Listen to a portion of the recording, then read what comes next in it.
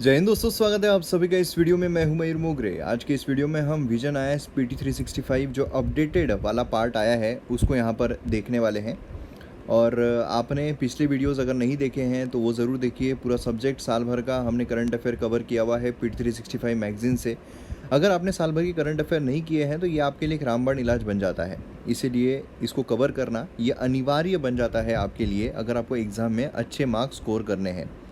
तो अब बाकी सब्जेक्ट्स जो है साल भर के वो कवर करने के बाद जो अपडेटेड वाली मैगज़ीन आती है उसका हम यहाँ पर पॉलिटी वाला सेक्शन जो है उसको कवर करने वाले हैं। तो चलिए शुरू करते हैं। तो यहाँ पर अगर आप देखोगे तो हमको पॉलिटी सेक्शन में काफ़ी सारे जो करंट रिलेटेड इश्यूज़ है वो देखने को मिलते हैं, जैसे कि सेपरेशन ऑफ पावर जो है वो देखने को मिलता है। फेडरलिज्म, स्पीकर, डिप्टी स्पीकर काफ़ी चर्चा में रहे हैं। पार्लियामेंट्री प्रिविलेजेस क्या क्या है। देन उसके बाद ऑफिस ऑफ मेयर बोलिए, online gaming, audit data standardisation, aspirational block programme, vibrant village programme, public service content, other important news, ये सारे काफ़ी इंपॉर्टेंट हैं। अब देखिए करंट अगर हम देखें तो उसमें पॉलिटी, इकोनॉमी, एनवायरनमेंट, ये जो मेन सब्जेक्ट्स हैं ना ये काफ़ी इंपॉर्टेंट हैं। ठीक है, जो आपको एग्ज़ाम के लिए ज़्यादा इस पे क्वेश्चंस पूछे जाते हैं, एंड इंक्लूडिंग इसमें साइंस एंड टेक्नोलॉजी हम डालें तो प्योरली करंट अफेयर ओरिएंटेड जो है वो हमको देखने को मिलता है। काफ़ी रेयरली ऐसे स्टैटिक साइंस एंड टेक्नोलॉजी पर क्वेश्चंस जो है वो पूछे जाते हैं। तो यहाँ पर इसीलिए इनको इस सीक्वेंस में कवर करना काफ़ी इंपॉर्टेंट है। तो चलिए यहाँ पर सबसे पहले हम पॉलिटी जो है उसको कवर करते हैं।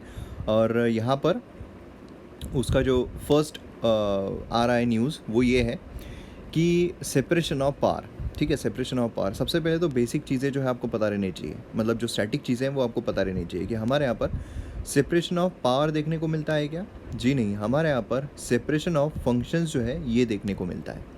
अब सेपरेशन ऑफ फंक्शंस क्या है? सेपरेशन ऑफ फंक्शंस का मतलब है कि हमारे यहाँ पर 3 बॉडीज़ है, एग्जीक्यूटिव है, लेजिस्लेचर है एंड जुडिशरी है। अब इन तीनों को अलग अलग तरीक़ों से बांटा गया है कि भाई एग्जीक्यूटिव का काम क्या है, जो लॉ बनाए गए हैं उसको इम्प्लीमेंट करना। फिर लॉ बनाने का काम किसका है? लेजिस्लेचर का है कि ये लॉ बनाएंगे, ये लॉ इम्प्लीमेंट करेंगे। एंड जुडिशरी जो है वो देखेगी कि सही तरीके से, मतलब संवैधानिक तरीके से जो कानून है वो बनाया गया है या नहीं बनाया गया है। अगर नहीं बनाया गया है तो उसको खारिज कर देगी। लेकिन यहाँ पर सेपरेशन ऑफ पावर हम किसको बोलेंगे कि कंप्लीट अगर यहाँ पर एक दूसरे के टेरिटरी में एंटर नहीं कर सकते हैं तो फिर हम बोलेंगे सेपरेशन ऑफ पावर कि एग्जीक्यूटिव जो है वो यहाँ पर लेजिस्लेचर के इसमें नहीं घुस सकता है।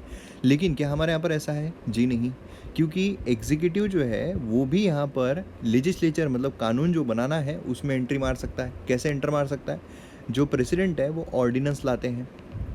ऑर्डिनेंस ला रहे हैं मतलब क्या है? कानून, लॉ जो है वो लेकर आ रहे हैं। मतलब कि जो हमारे प्रेसिडेंट है उनके पास भी लेजिस्लेचर की पावर देखने को मिल रही है एग्जीक्यूटिव के पास। जुडिशरी जो है वो कभी कभी एक्स्ट्रा जुडिशियल एक्टिविटीज़, मतलब एक्स्ट्रा जो ये होता है जुडिशियल एक्टिविज़म वो कर देती है, जिसकी वजह से जो कानून है वो भी वो ला सकते हैं। तो इस तरीके से जो सेपरेशन ऑफ फंक्शंस है हमारे यहाँ पर वो बेसिकली देखने को मिलता है। खैर, तो यहाँ पर रिसेंटली डिमांड जो है एग्जीक्यूटिव रिप्रेजेंटेशन का कोलिजियम सिस्टम में वो शुरू हो गया। ठीक है, हमारा जो कोलिजियम सिस्टम होता है, कोलिजियम सिस्टम क्या है? कोलिजियम सिस्टम जो जुडिशरी होती है वो बेसिकली जिस तरीके से उनकी जजेस की नियुक्ति की जाती है तो उसमें कोलिजियम सिस्टम जो है वो काम करता है। तो यहाँ पर क्या है, एग्जीक्यूटिव रिप्रेजेंटेशन जो है कोलिजियम सिस्टम में उसकी डिबेट यहाँ पर स्टार्ट हो गई है over doctrine of separation of power in the Indian constitution. ठीक है, तो ये चीज़ यहाँ पर देखने को मिल रही है। तो सेपरेशन ऑफ पावर जैसे मैंने अभी आपको समझाया हुआ है कि judiciary power to make judgments on the law, parliament कि वो कानून जो है बना सकते हैं, चेंज कर सकते हैं। एग्जीक्यूटिव मतलब क्या है? पुट लॉ इनटू एक्शन, मतलब यहाँ पर इम्प्लीमेंटेशन जो है वो यहाँ पर बेसिकली करना। ठीक है, अब यहाँ पर आप देखोगे तो सेपरेशन ऑफ पावर जो है each of this institutions checks the other.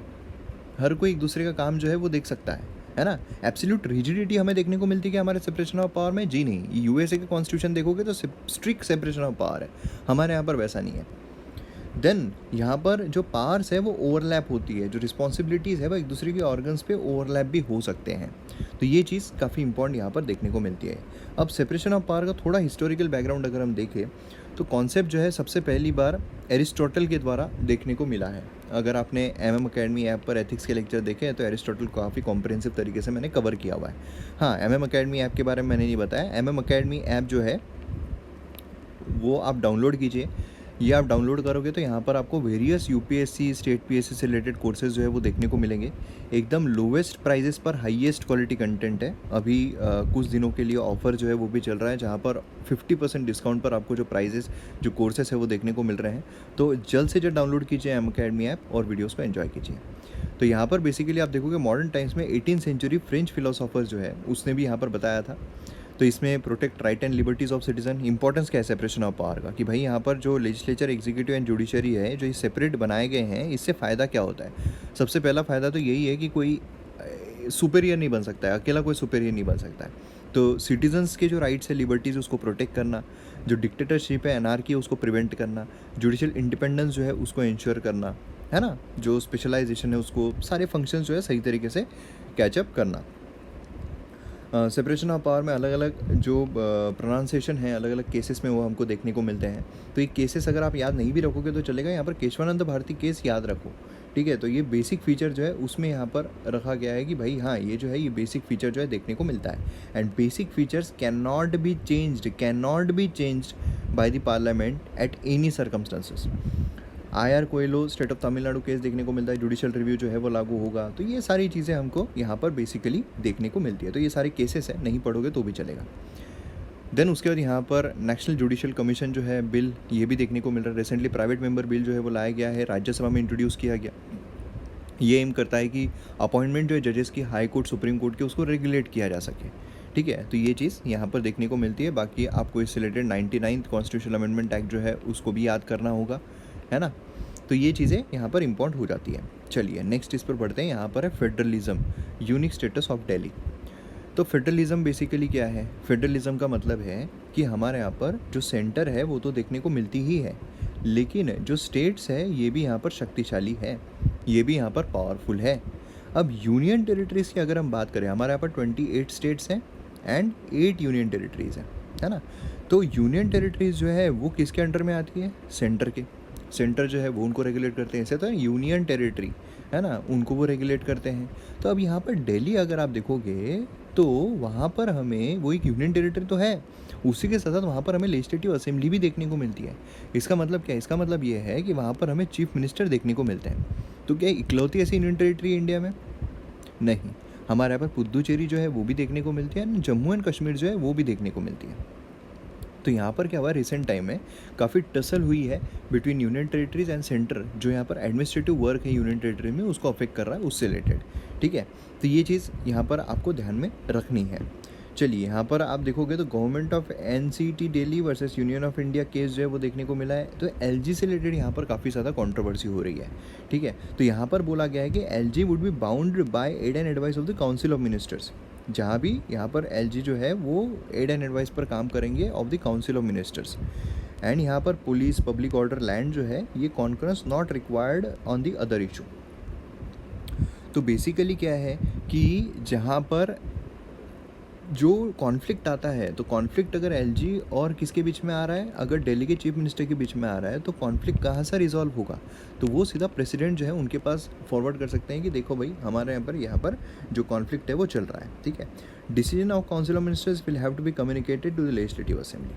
तो ये चीज़ें कुछ इंपॉर्टेंट है जो आपको यहाँ पर ध्यान में रखनी है। देन यहाँ पर 69th अमेंडमेंट आता है कॉन्स्टिट्यूशन का 1991 में, जो नेशनल कैपिटल दिल्ली को स्पेशल स्टेटस देता है डेमोक्रेटिकली इलेक्टेड गवर्नमेंट के लिए, ठीक है।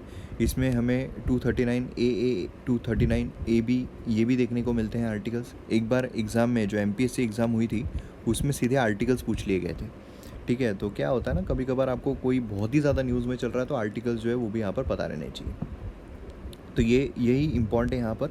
बाकी थोड़ा differences between LG and power in Delhi and Puducherry अगर आप देखोगे तो एलजी जो है दिल्ली के वो ग्रेटर पावर एंजॉय करते हैं देन पुदुचेरी। तो ये स्टेटमेंट जो है, स्टेटमेंट बनाकर आपको पूछा जा सकता है। अब आप बोलोगे कि ये स्टेटमेंट अगर आपको आया एग्ज़ाम में तो आप बोलोगे यार ऐसे कैसे, यूनियन टेरिटरी है, यूनियन टेरिटरी सभी के सभी सेम है। चलो सभी के सभी सेम नहीं होगी, लेकिन यूनियन टेरिटरी जहाँ पर लेजिस्लेटिव असेंबली देखने को मिलती है वो तो सब सेम है। तो वहाँ पर भी अगर चीफ मिनिस्टर देखने को मिल रहे हैं तो फिर यहाँ पर दिल्ली और पुदुचेरी जो है उसमें क्या अलग अलग होगा एलजी में?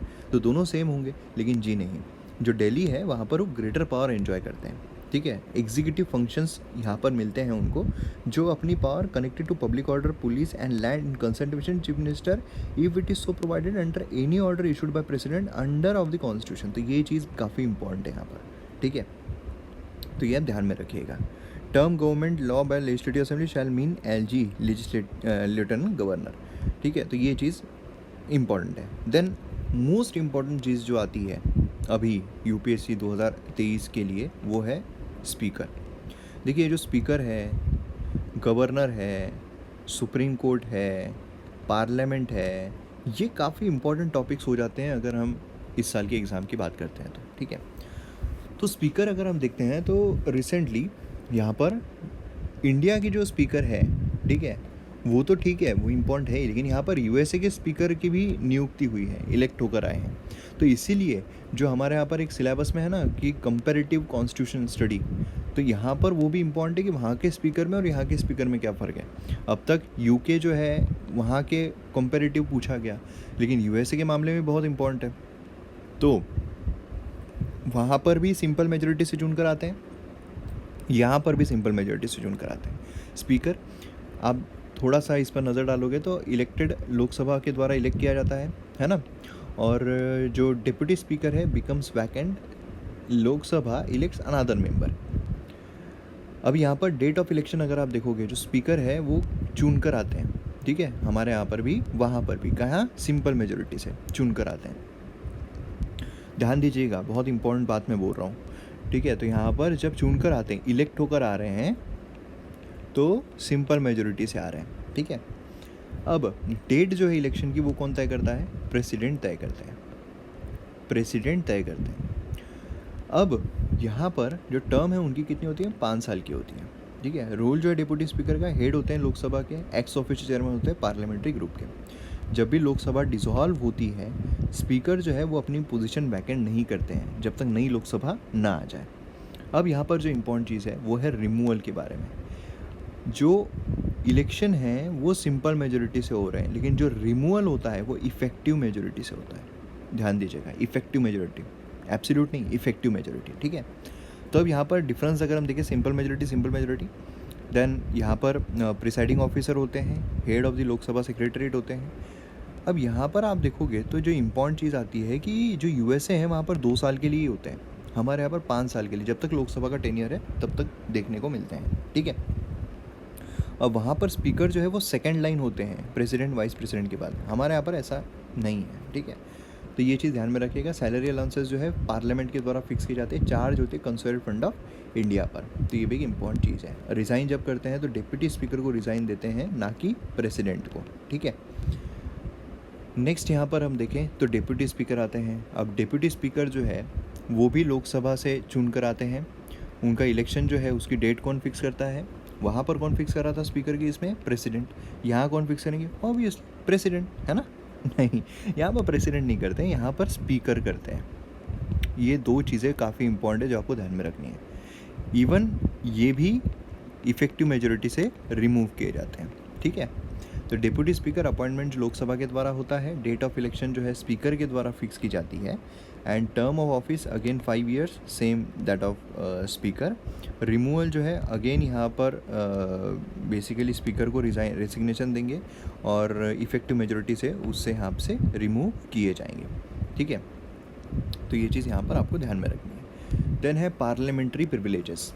अब देखिए यहाँ पर प्रिविलेज काफ़ी इंपॉर्टेंट है। प्रिविलेज यहाँ पर समझ लीजिए कि कुछ सहूलत मिल रही है, आप पार्लियामेंट्रियन हैं तो कुछ आपको सहूलत मिल रही है। अब देखिए राहुल गांधी जी जो है उनको जेल टर्म हुई, 2 years जेल टर्म। क्यों हुई? उन्होंने कुछ अपमानजनक बात जो है वो की थी, बराबर है। तो अब उनको 2 साल की जेल होगी। क्यों? डिफेमेशन केस उनके अगेंस्ट में हुआ। अब आप सोचिए पार्लियामेंट में क्या क्या नाम नहीं उछाले जाते हैं, क्या क्या चीज़ें नहीं बोली जाती है, क्या क्या भद्दे भद्दे कमेंट नहीं किए जाते हैं, तो फिर वहाँ पर डिफेमेशन क्यों नहीं होता है? उस मामले में डिफेमेशन क्यों नहीं होता है? वो इसीलिए नहीं होता है क्योंकि कुछ सहूलत मिली हुई है, कुछ प्रिविलेजेस मिले हुए हैं, ठीक है। तो ये इसमें हमें 2 प्रिविलेजेस देखने को मिलते हैं, इंडिविजुअल एंड कलेक्टिव। इंडिविजुअल, अगर आप एमपी बन रहे हो तो आपको ये इंडिविजुअली कुछ प्रिविलेजेस मिलते हैं और कलेक्टिव भी कुछ प्रिविलेजेस मिलते हैं।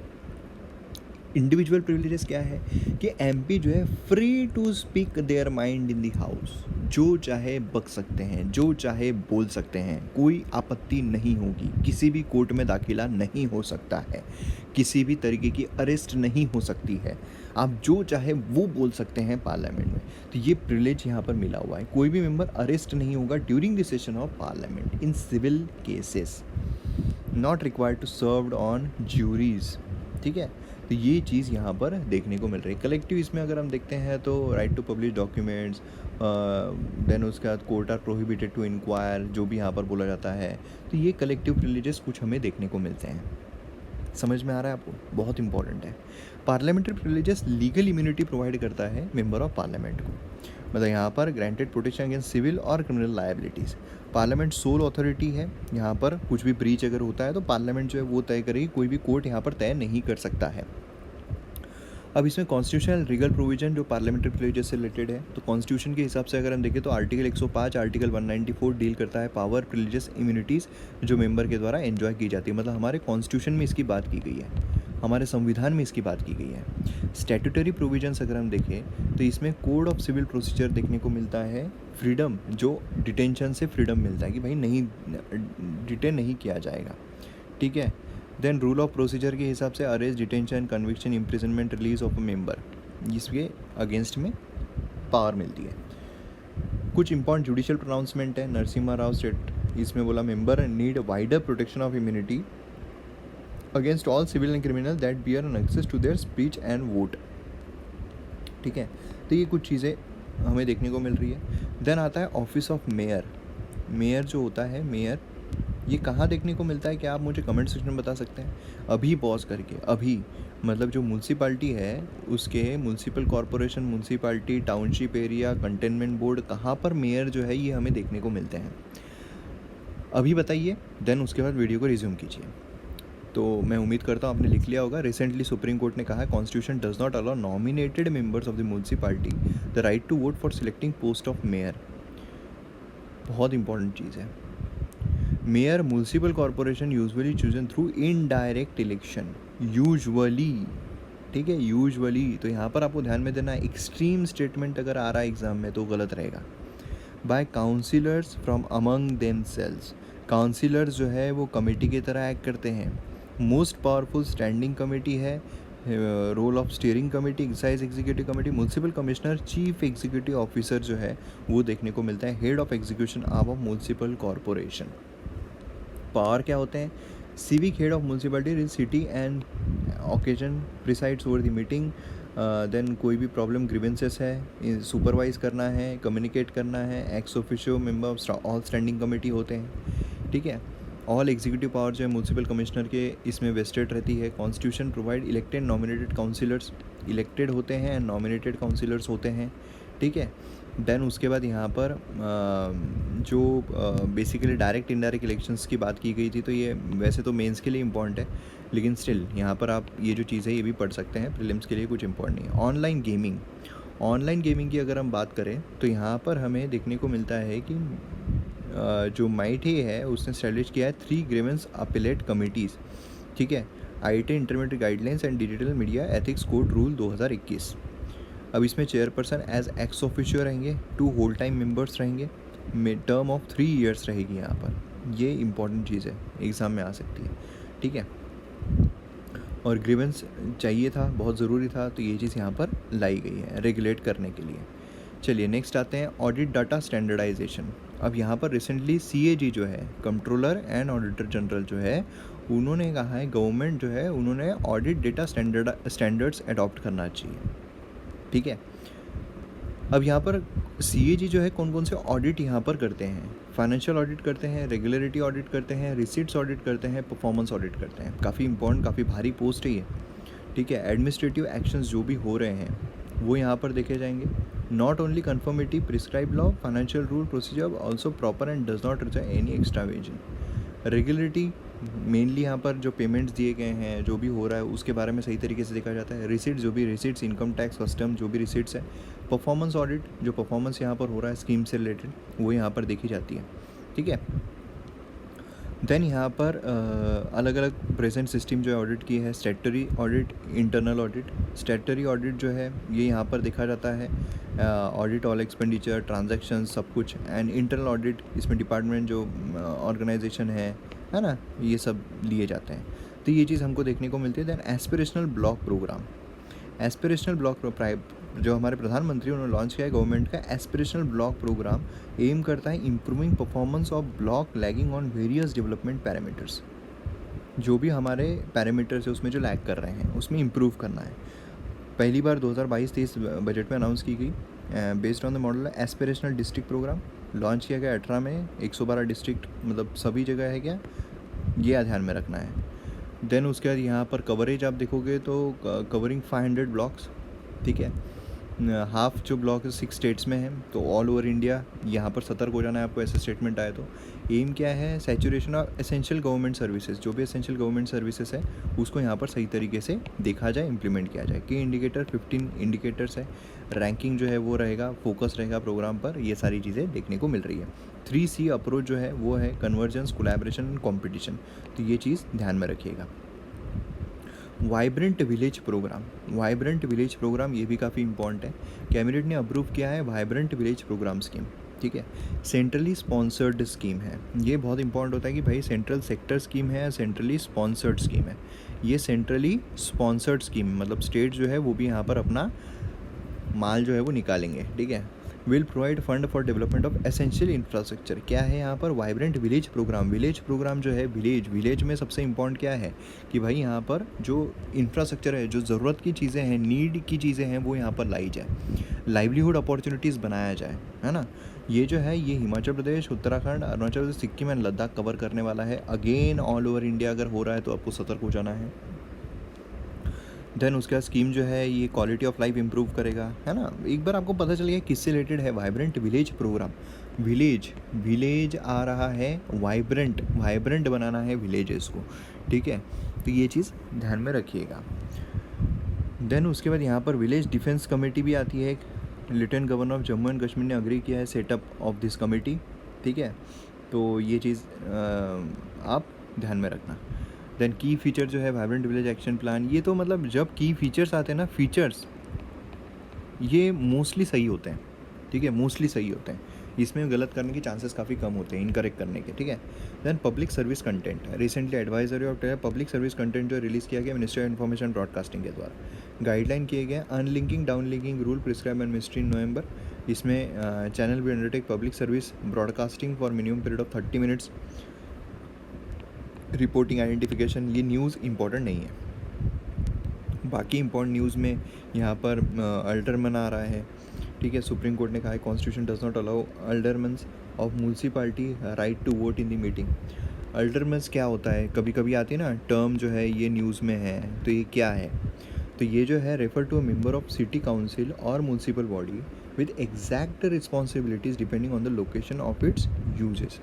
मतलब भाई यहाँ पर जिस तरीके का यूजेस रहेगा ना, उस हिसाब से यहाँ पर रिस्पॉन्सिबिलिटी जो है वो रखी जाएगी, ठीक है।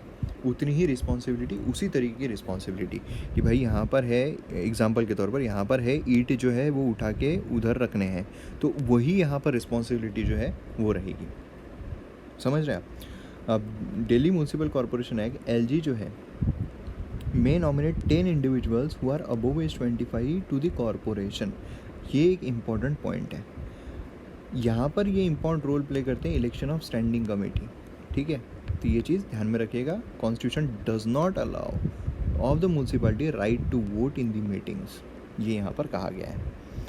National level multi state cooperative societies, again ये कुछ ख़ास नहीं है, तो इसमें बेसिकली ये मैंने ऑलरेडी कवर किया हुआ है, ठीक है, कोऑपरेटिव सोसाइटीज़ के इसमें।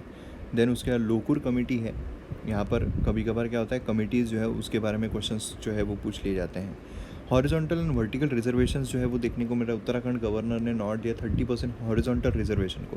तो हॉरिजॉन्टल एंड वर्टिकल रिजर्वेशन के ऊपर आपको एक आधा स्टेटमेंट जो है वो मतलब क्रॉस करके कि यहाँ पर हॉरिजॉन्टल और डेफिनेशन दी जाएगी वर्टिकल की, यहाँ पर वर्टिकल डेफिनेशन दी जाएगी हॉरिजॉन्टल की।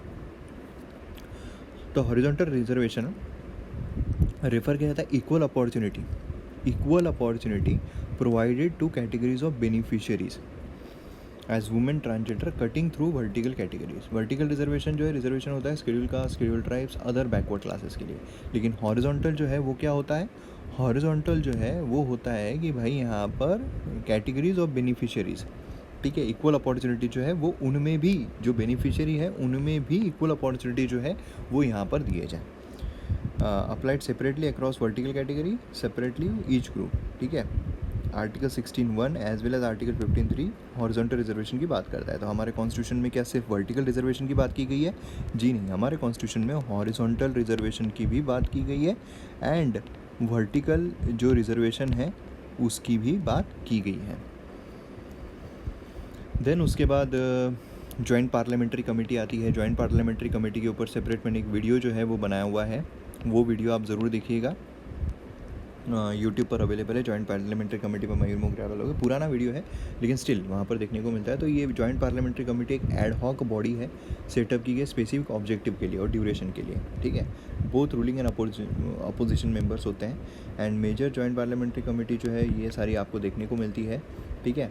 ये बाइंडिंग नहीं होता है गवर्नमेंट पर, ये आपको एक फीचर इसका ध्यान में रखना है, आर नॉट बाइंडिंग, ठीक है, are not binding.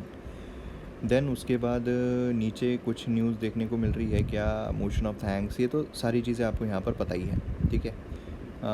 Bell process जो है वो ध्यान में रखिए। बेल प्रोसेस सुप्रीम कोर्ट ने मतलब presses need for reform on bail process.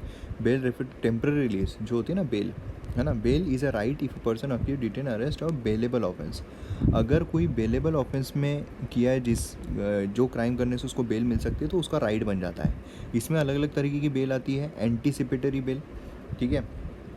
तो person can apply could arrest for non bailable offence. ये एंटीसिपेट कर रहा है कि हाँ भाई मेरे को अरेस्ट हो सकती है, तो इसलिए मेरे को पहले ही बेल के लिए अप्लाई कर देना है। तो ये चीज़ ध्यान में रखिएगा। Judicial review, SC stated suitability candidate clear by collegium. Judicial review जो है ये देखने को मिल रहा है। Then bar council of India, ये भी इंपॉर्टेंट है। बार काउंसिल ऑफ इंडिया अगर आप देखोगे तो स्टैब्लिश किया गया है पार्लियामेंट एक्ट के थ्रू। चेयरमैन होते हैं, वाइस चेयरमैन होते हैं, 2 ईयर्स का पीरियड होता है, ठीक है। तो सब कुछ बेसिकली ये सब कुछ यहाँ पर करते हैं। Member elected from each bar council, attorney general of India, solicitor are ex officio members. ये दोनों एक्स ऑफिशियो मेंबर्स होते हैं, ठीक है। देन उसके बाद नेक्स्ट यहाँ पर सीनियर एडवोकेट्स आते हैं, इलेक्शन कमीशन ऑफ इंडिया, ये सारे के बारे में हमने ऑलरेडी कवर किया हुआ है। तो इस तरीके से हमारा पॉलिटी सेक्शन जो है यहाँ पर कंप्लीट हो गया है अपडेटेड वाले का। जल्दी इकोनॉमी जो है, एनवायरनमेंट जो है, बाकी जो मतलब सब्जेक्ट्स है उसके भी यहाँ पर हम कवर कर लेंगे। एंड वीडियोस पसंद आते हैं तो शेयर ज़रूर कीजिए, चैनल को सब्सक्राइब कीजिए और MM Academy ऐप डाउनलोड करना मत भूलिएगा। मिलते हैं अगले वीडियो में। जय हिंद।